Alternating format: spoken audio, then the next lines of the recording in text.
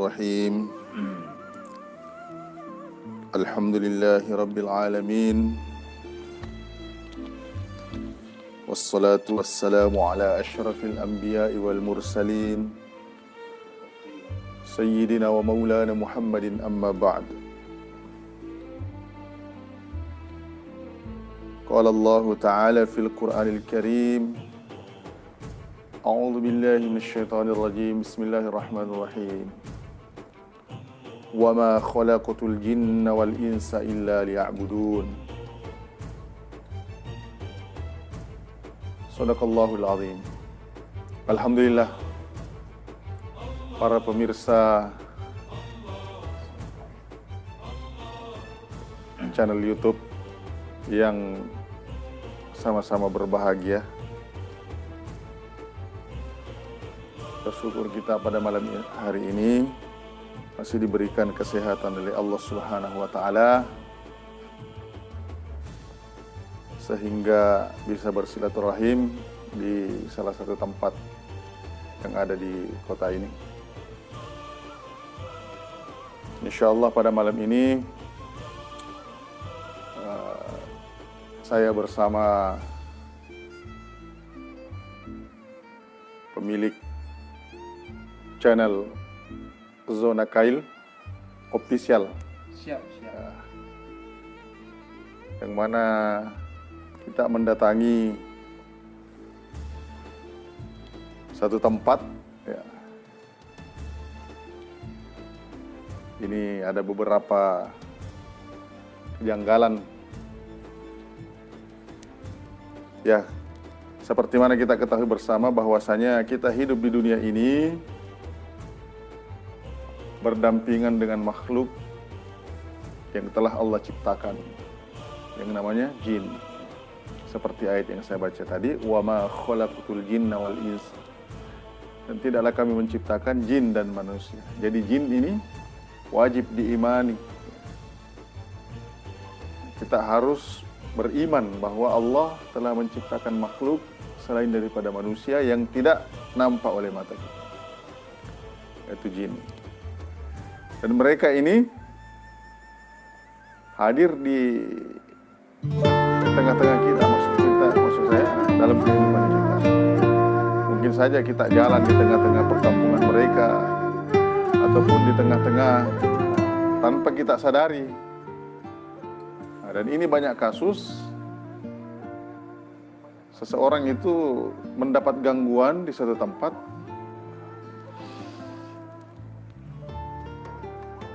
karena mungkin di tempat itu kampung mereka ataupun perkampungan daripada jin ini, sehingga orang ini karena lalai kepada Allah, hatinya lalai, maka dia terkena gangguan. Dan sangat banyak penyebab.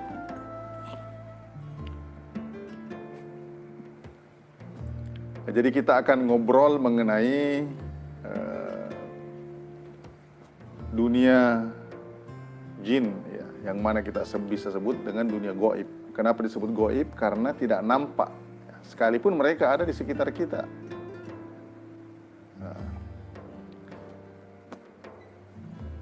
Mungkin sudah bisa saya bertanya-tanya nih, Pak Ustaz. Ya, boleh. Kalau ini Pak Ustaz, di setiap tempat itu memang penghuni atau jin-jin itu memang lebih sukanya di mana dia? Di dalam satu keterangan kitab, guru kami biasa membahasnya, Ustadz Faizar, itu jin-jin ini menempati gunung-gunung atau bukit atau lembah. Ini kebanyakan jin yang kafir atau jin fasik. Adapun yang tinggal di desa-desa atau di perkampungan masyarakat itu biasanya jin muslim. Akan tetapi sekalipun ini jin muslim, kalau dia mengganggu manusia, memasuki tubuh manusia, tetap dihukumi fasik karena memang bukan tempatnya. Kalau ada jin mengatakan, saya menjaga si fulan, upoji namunroi, saya suka ini, maka itu tetap tidak dibenarkan, tetap melanggar karena memang tempatnya mereka bukan dalam tubuh, kecuali jin Qorin yang memang telah Allah tetapkan untuk mendampingi manusia. Kalau jin-jin kafir itu biasanya dia sukanya di mana kalau jin-jin kafir itu, Ustaz? Ya, jin kafir ini banyak. Maksudnya mereka ini memang tempat menetapnya itu di satu keterangan kitab dikatakan di bukit-bukit atau gunung atau lembah-lembah Tapi kenapa biasa atau di dia? sungai. Tapi kenapa biasa dia ada juga di rumah-rumah atau rumah-rumah kosong? Atau bisa juga di rumah kita sendiri biasa ada. Kenapa bisa ada begitu, Ustaz? Ya memang karena penyebabnya banyak. Salah satu karena orangnya itu sendiri yang memang mengundang mereka datang. Artinya melakukan satu ritual yang bertentangan dengan syariat agama, atau bahkan memang sengaja memanggil mereka datang, sehingga datanglah di rumah kita atau di rumah seseorang. Inilah yang kemudian beranak pinak. Akhirnya tumbuhlah anaknya di sana, akhirnya semakin banyak juga. Ataupun seseorang ini mengalami gangguan, misalnya jin turunannya dari orang tuanya, sehingga tinggal terus di situ. Jadi banyak penyebabnya. Satu lagi nih, Ustaz, saya mau tanya. Itu jin kafir itu memang bisa diislamkan kan? Sama manusia atau Iya. sesamanya jin atau Bisa. Jadi tidak menutup kemungkinan ketika Allah mau memberikan hidayah kepada siapa saja, termasuk jin ini kan memang diperintahkan oleh Allah untuk beribadah. Maka dia ketika diberi hidayah oleh Allah melalui tangan seseorang, dia bisa saja masuk Islam. Bersyahadat di hadapan kita, kemudian masuk Islam.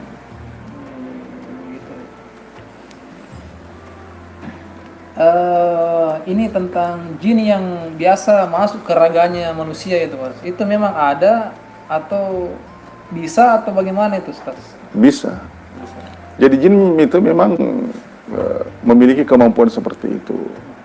Bahkan kata guru kami, jin itu bisa membunuh seperti mana manusia bisa membunuh. Artinya memang mereka bisa masuk di tubuh manusia, tetapi tidak semua tubuh bisa dimasuki. Kelemahannya begini. Iya. Ketika seseorang misalnya rapuh kejiwaannya, entah karena punya problem atau masalah yang besar, psikologisnya terganggu, atau kondisi fisik lagi lemah dalam artian sakit, maka itu seseorang mudah untuk dimasuki oleh jin atau syaitan, ya. Termasuk keimanannya misalnya rapuh atau lemah, ya, seperti itu.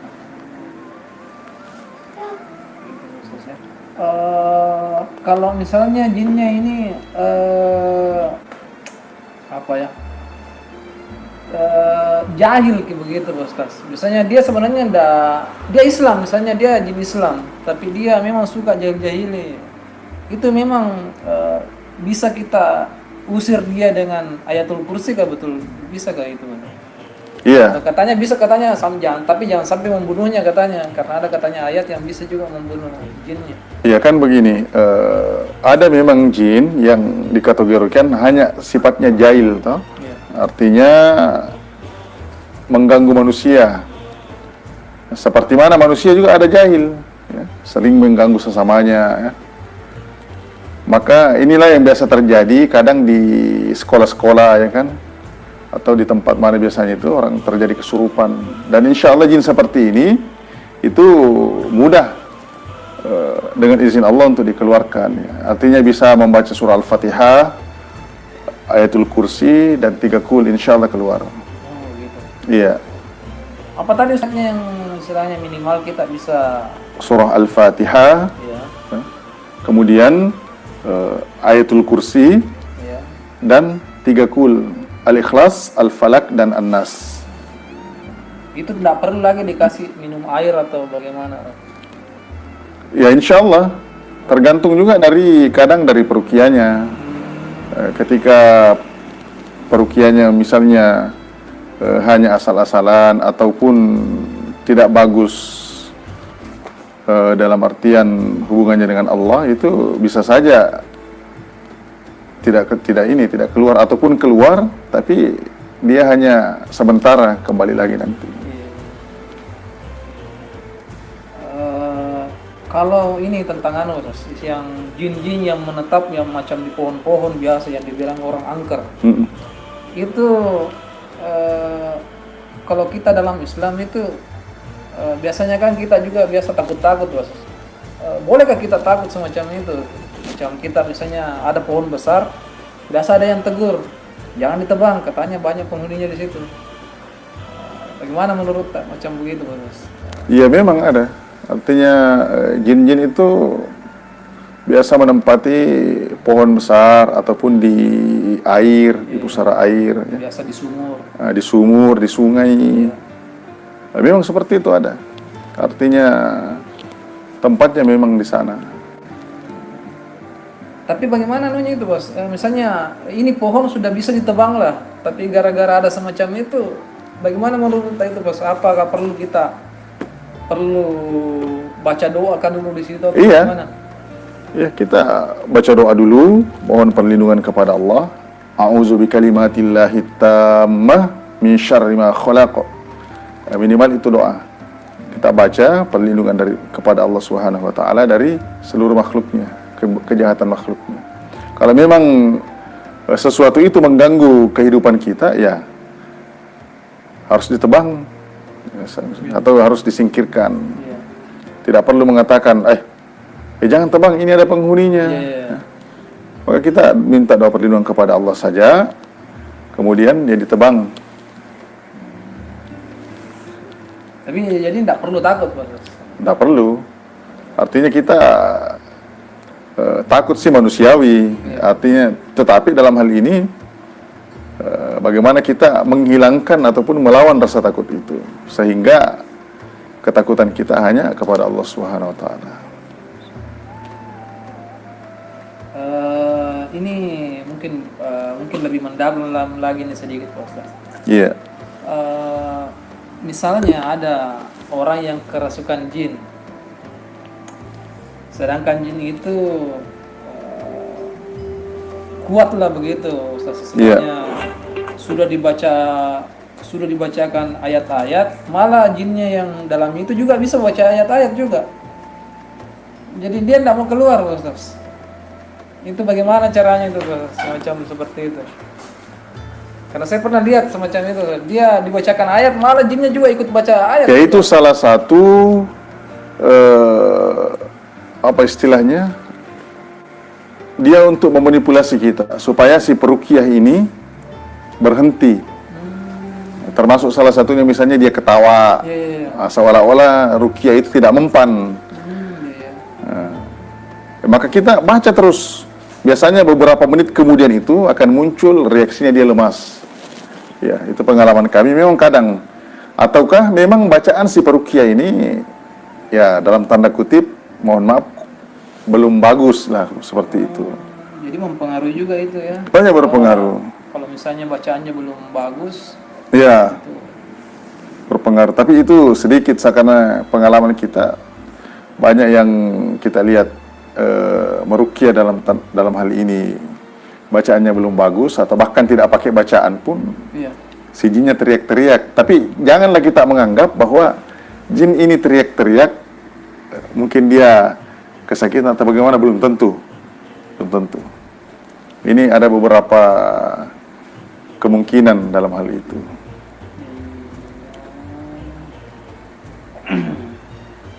kalau ini tentang sihir, Pak Ustaz, saya juga mau bahas tentang sihir ini.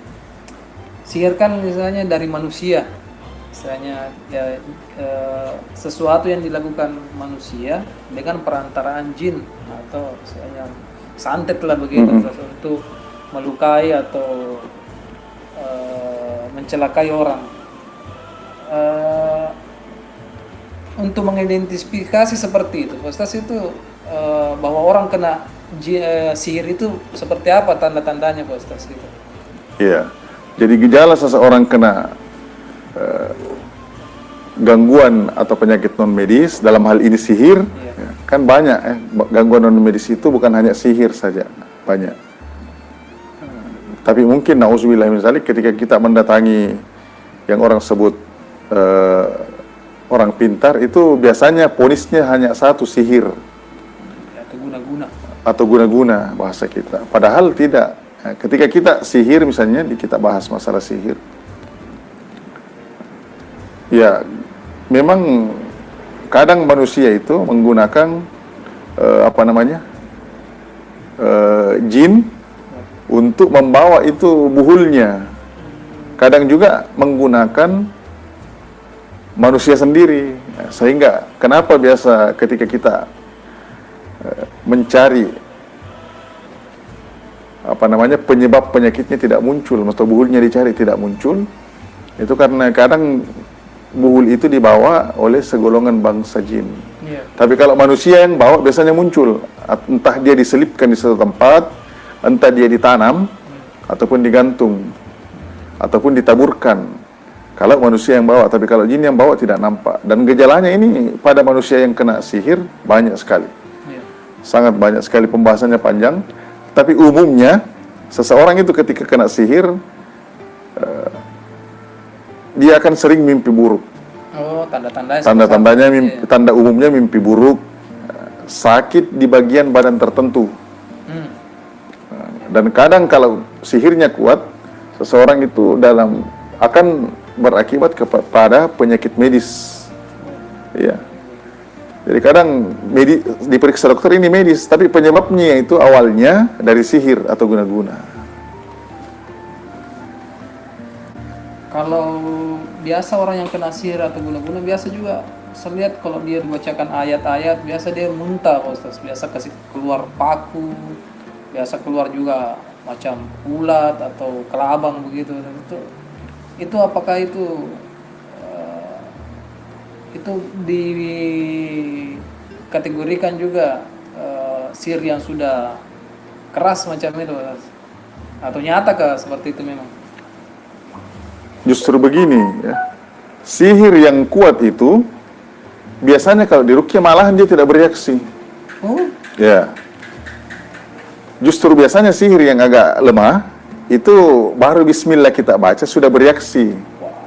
Nah, jadi kita tidak boleh tertipu dengan keadaan. Misalnya di ruqyah si fulan, si A, terus dia biasa-biasa saja tidak muntah. Oh, berarti si A ini tidak kena guna-guna. Enggak. Bisa saja ini kena tapi tidak bereaksi. Artinya reaksi itu bukan ukuran. Bukan ukuran.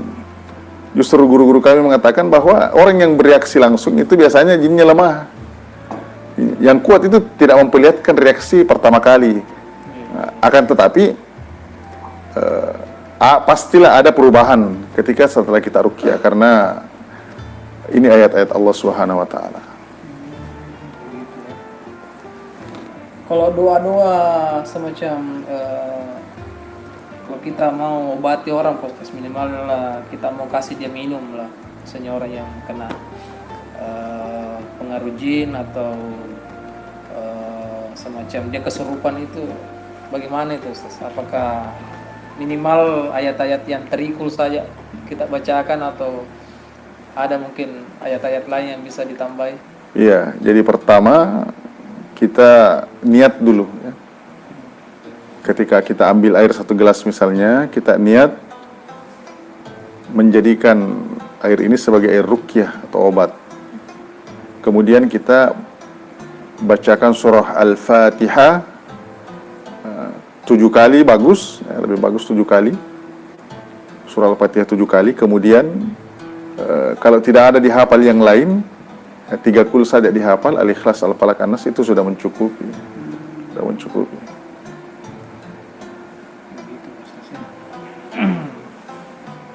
Kalau pengalamannya Pak Ustaz ini menghadapi yang orang-orang yang biasa diruqyah itu, yang paling berkesan itu yang di mana itu, Pak Ustaz, biasa? Misalnya pasien-pasien kita biasa ini yang kita obati. Ya sangat banyak ya, orang reaksi gangguannya itu ketika diruqyah banyak sekali modelnya. Mulai dari yang mengamuk, keluarkan jurus, muntah-muntah, lompat-lompat, bahkan mau manjat-manjat itu, atau ada yang kadang nyeleneh, ketawa, menangis, sangat banyak reaksinya ya. Banyak sekali.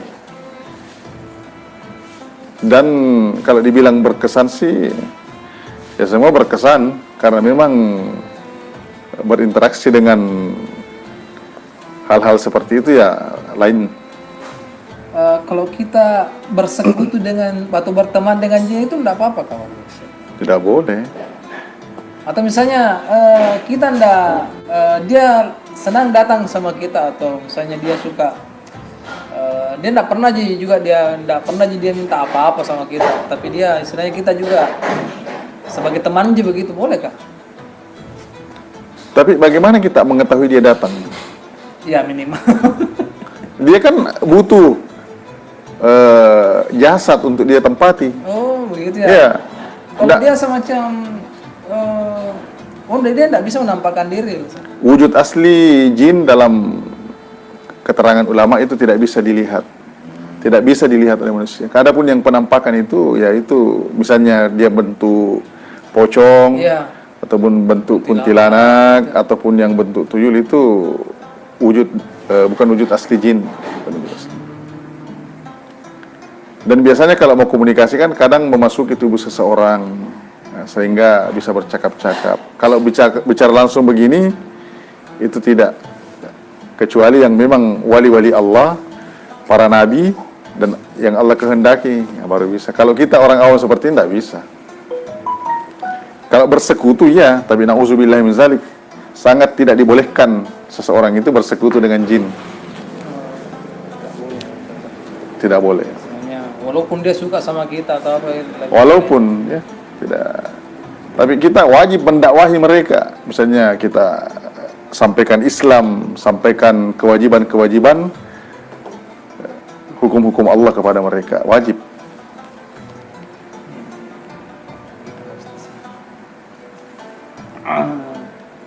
Apalagi ya pasti saya masih tanyakan.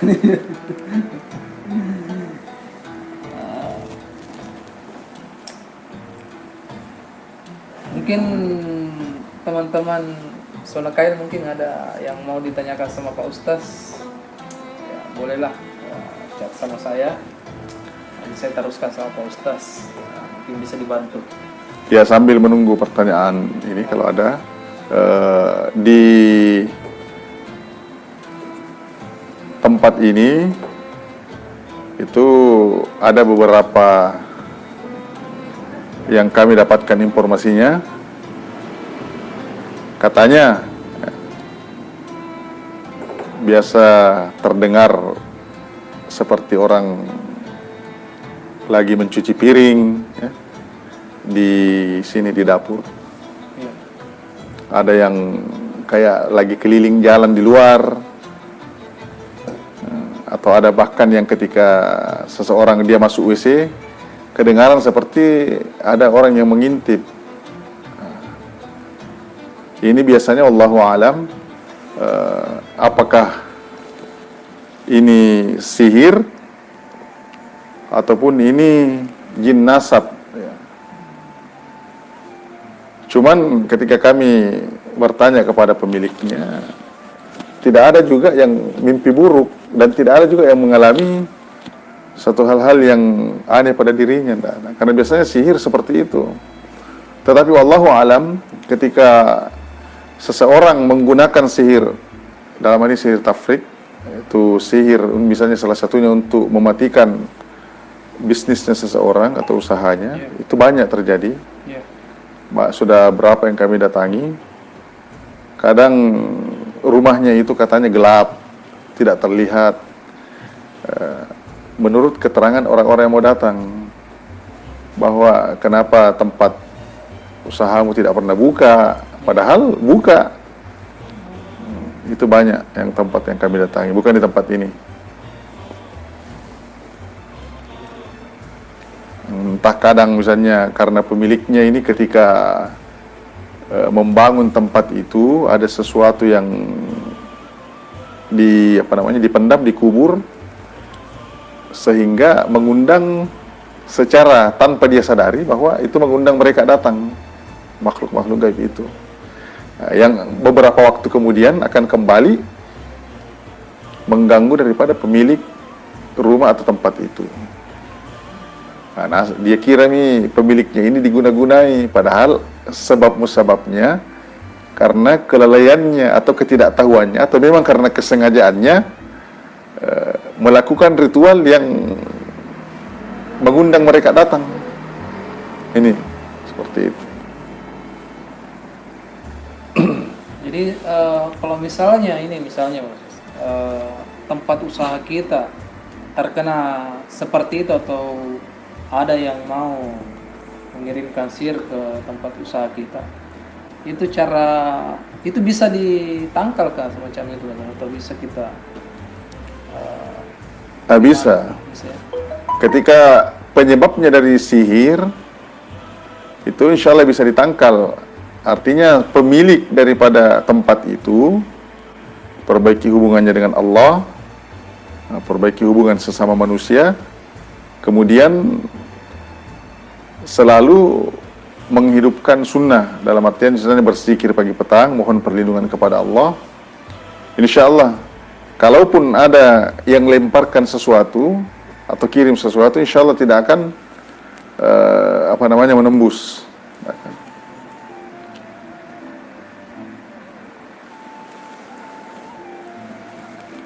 YouTube-nya tadi nih mana tadi? Yang tadi ini ada yang komentar di sini Ustaz.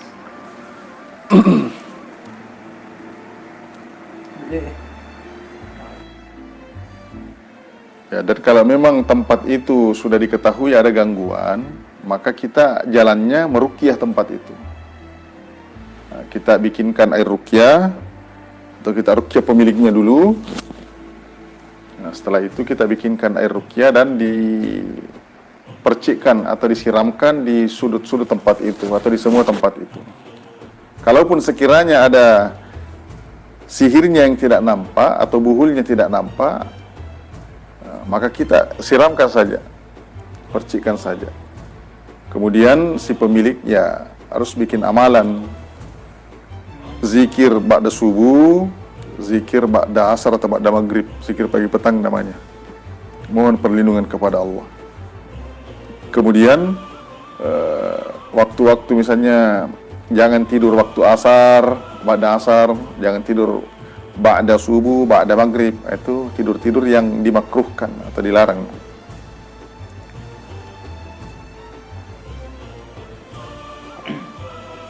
Kalau mengobati orang jarak jauh boleh kah, Bos? Bisa saja kalau kita misalnya video call ya atau live, boleh, bisa. Boleh. Bisa saja. Cuman ya kurang efektif.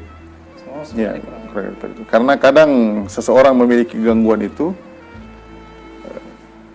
dalam teknik pengobatan ruqyah itu biasanya juga membutuhkan apa istilahnya? Usapan ya, atau sentuhan. Kecuali misalnya bukan muhrim, maka kita sentuhannya memakai alas tangan ya. Jangan menyentuh langsung atau mengusap langsung. Kalau bukan muhrim. Kalau bukan muhrim kita. Kalau muhrim boleh. Iya, muhrim tidak apa-apa. Makanya kalau kita meruqyah jangan sampai misalnya seseorang itu wanita, peruqyahnya laki-laki, jangan sampai diruqyah tanpa didampingi mahram ya, atau yang kita kenal muhrim. Ya. Jangan sampai, karena bisa saja nauzubillah min zalik ya, celah syaitan itu banyak. Untuk menghancurkan si peruqyah misalnya gampang sekali. Jadi kami dalam hal ini tidak melayani ketika seseorang datang sendiri saja, enggak. Apalagi kalau wanita, kecuali laki-laki pun tidak, harus ada yang dampingi.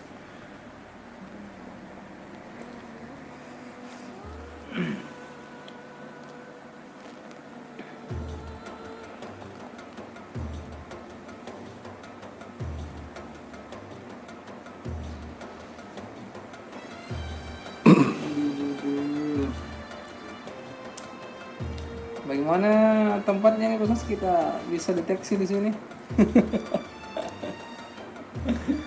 Kalau mendeteksi, Ya, bagaimana tekniknya kalau deteksi itu? ya harus didiagnosa dulu pemiliknya. Apa yang dia rasakan, kejadian apa yang terjadi. Karena kami tidak bisa mendeteksi ataupun melihat, hanya didiagnosa dari kejadian yang dialami oleh pemilik, sehingga bisa kita tentukan jenis gangguannya dan ruqyahnya bagaimana. Kalau mendeteksi misalnya, oh di tempat ini kayaknya banyak ini, nah itu kita tidak tahu ya, kita tidak tahu. Dan na'udzubillah min zalik, jangan sampai terlihat ya.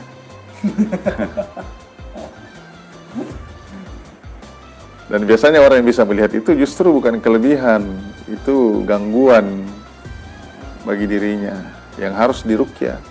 Oh, bisa diobati. Iya, ada marki atau orang yang sekitar sebulan yang lalu saya ruqyah itu, kalau kita kenal indigo ya. Ya, indigo. Jadi dia indigo dari semenjak SD sampai dia di sekolah di pesantren bahkan tamat.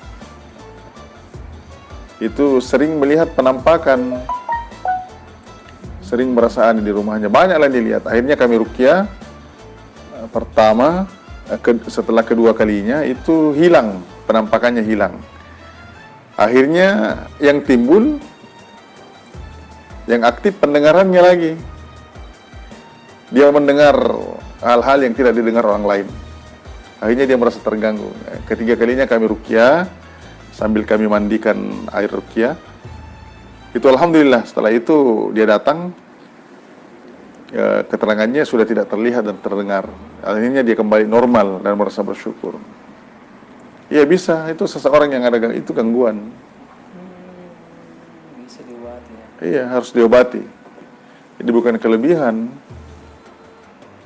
Jadi kalau ada orang yang bisa melihat jin, orang awam, maka bisa dipastikan dia ada gangguan. Ataupun kalau tidak, dia cuma ngawur. Iya.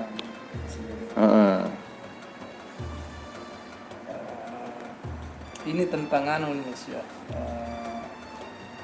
Dukun-dukun ini, Mas. Atau para paranormal. Itu kalau dalam Islam itu hukumnya seperti apa itu? Oh, haram. Haram. Haram.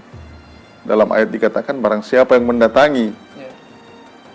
dukun, dalam hal ini paranormal misalnya, bisa menebak masa depan seseorang, bisa menebak hal-hal yang gaib, Atau bisa menunjukkan barang yang hilang itu termasuk, maka sholatnya tidak diterima selama 40 hari. Na'udzubillah min dzalik. Jadi sangat, bahkan orang yang di zaman Nabi itu yang dukun-dukun itu bisa hukumnya dihukum mati. Kalau memang seperti di Arab misalnya sekarang, itu kalau ketahuan praktek perdukunan maka hukum mati, berat hukumannya. Jadi alangkah bagusnya kita kalau misalnya ada semacam penyakit non medis atau ingin lebih bagusnya itu kita mendatangi siapa, Pak Ustaz? Apakah orang yang beragama saja, Pak? Tidak usah. Iya, artinya kan begini, ketika kita hakikatnya kan kita meminta pertolongan kepada Allah melalui si fulan, si A. Tapi kalau kita mau meminta pertolongan kepada Allah, si A ini orangnya hubungannya tidak bagus dengan Allah, logikanya kan tidak. Seorang pemimpin yang menyuruh bawahannya ke timur, ini bawahannya ke barat, kira-kira bagaimana? Pemimpinnya pasti marah. Disuruh sujud tidak mau sujud, wah masa? Kan begitu.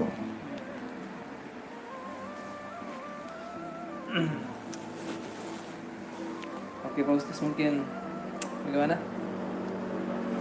Ya boleh, ini mungkin sudah beberapa, sudah mau 1 jam ya? Iya.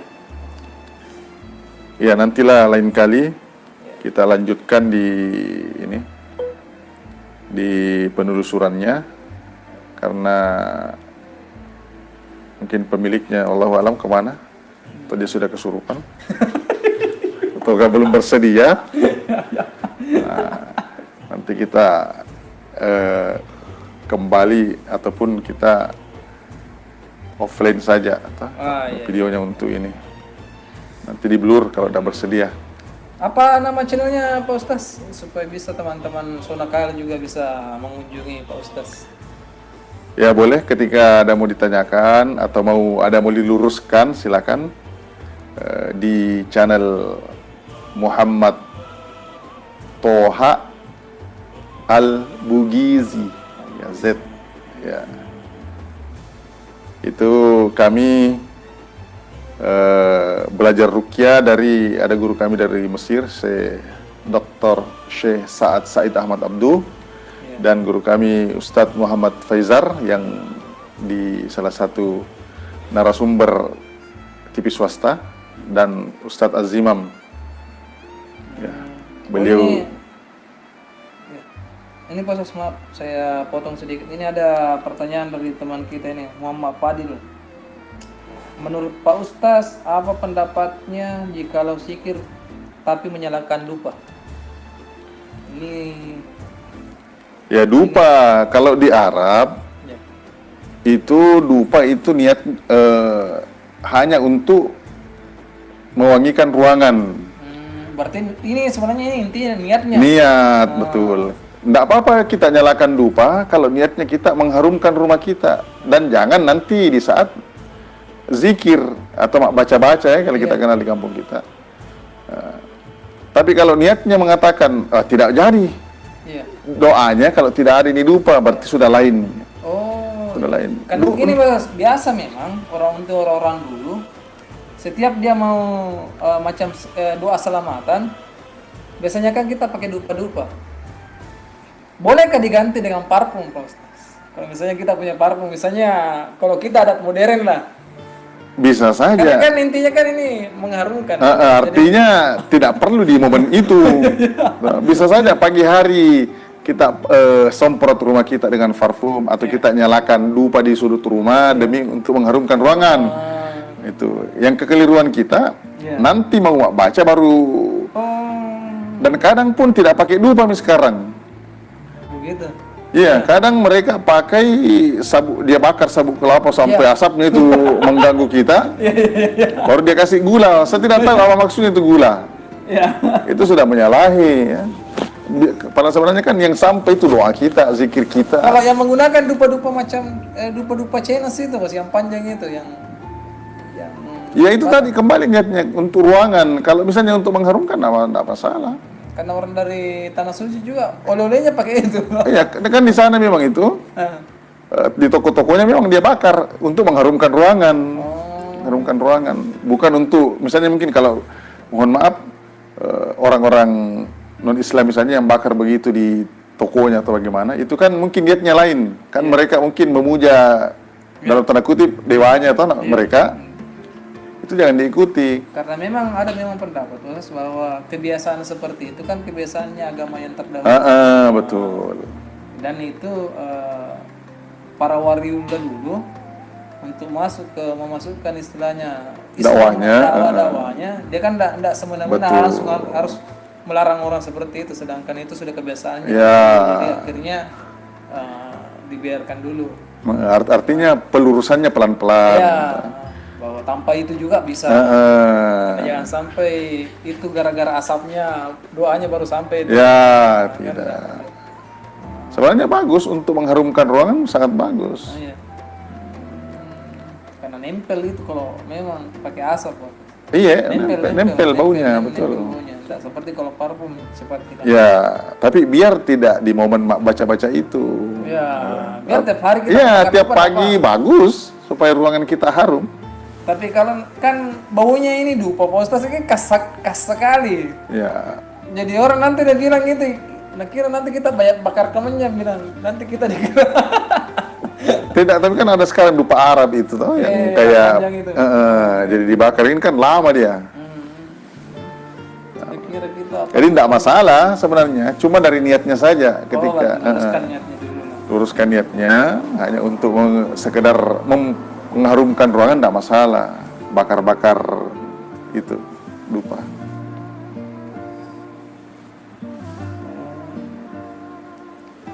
Kalau zikir Pak Ustaz dengan dupa juga boleh kan?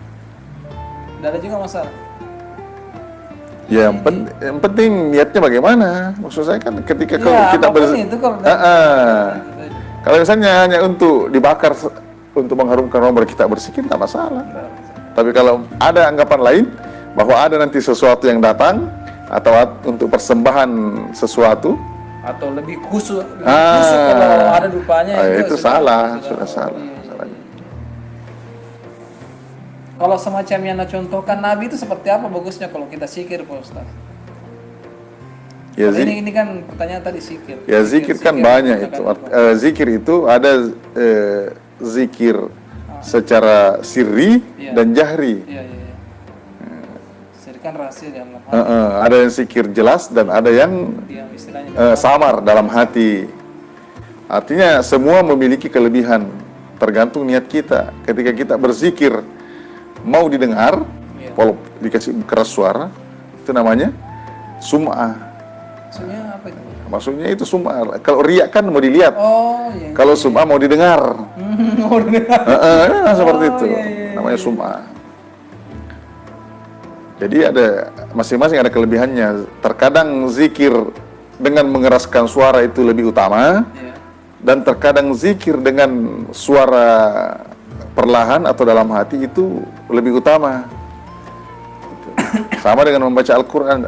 Membaca Al-Quran kan juga termasuk zikir. Karena saya pernah dengar itu bahwa kalau kita zikirnya keras, itu kan sebenarnya niatnya itu untuk membunuh, istilahnya dia mau apa lagi namanya istilahnya, yang rasa-rasa kedengkiannya dia mau semua, rasa-rasa kesombongannya itu dia mau hancurkan dengan zikirnya itu. Jadi makanya dia niatnya itu, makanya zikirnya itu dia keraskan, karena itu dia kesombongannya semua dia mau hilangkan semua. Itu yang pernah saya dengar bahwa itu tujuannya salah satu itu. Ya dari seseorang, dari niatnya saja bagaimana. Kan dia lebih tahu dirinya. Tidak mesti dia misalnya suaranya dikecilkan atau dalam hati kita mengatakan dia tidak riak, bisa saja dalam hatinya maka saya ingin dilihat misalnya. Ataupun dia zikir keras itu riak, tidak, belum tentu. Belum tentu juga. Artinya dari niatnya saja. Kalau ketika memang dia keraskan, terjaga dari sifat riaknya juga tidak masalah. Kayaknya nih bagus juga dibahas nanti nih, mungkin suatu saat nanti kita bagus tentang masalah zikir ini, Bos. Ya. Kayaknya ini tentang zikir itu bagus, Bos. Ini.